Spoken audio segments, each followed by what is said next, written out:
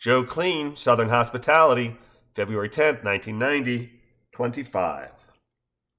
Without the flowing B-trap, Kelsey's growing baby bump is easy to see. Justin keeps a protective eye on her as she makes her way out into the gently rolling surf. You doing okay? Me? Kelsey responds. Sure. Great, she adds, slipping underneath a gentle breaker.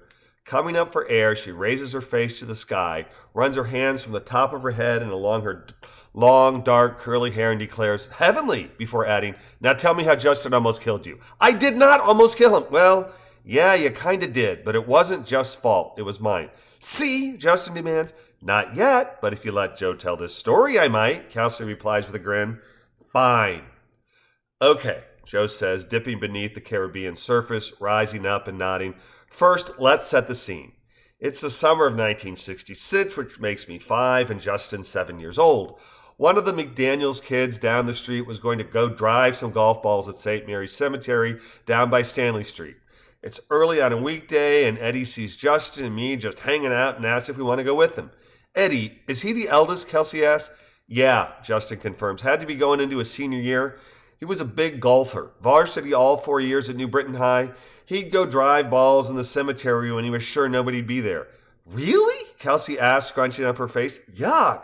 Well, Justin answers, to be fair, it was right by the house, 3 blocks, and Indian Hill was well over a mile. It's not like he was disturbing anybody. I guess, Kelsey replies, her voice full of skepticism. Still, weird.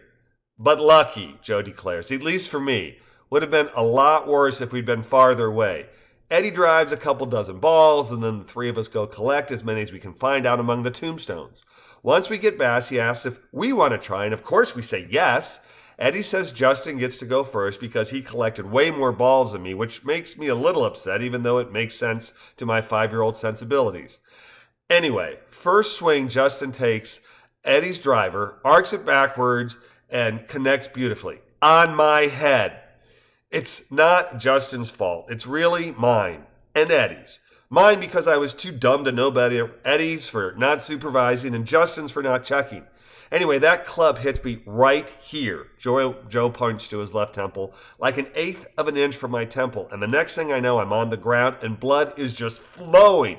Drenches my favorite t-shirt, one that had a bunch of Marvel superheroes on it, and I'm screaming.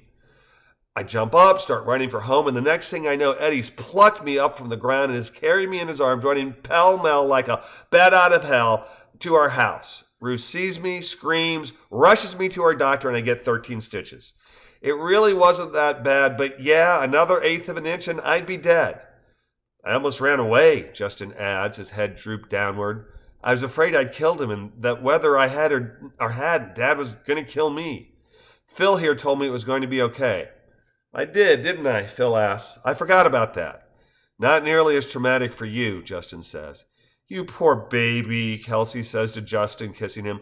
Him? How about me? I'm the one he almost killed. Yeah, Phil says with a smirk. Horseshoes and hand grenades. Hey, he adds, nodding at the beach. They're here.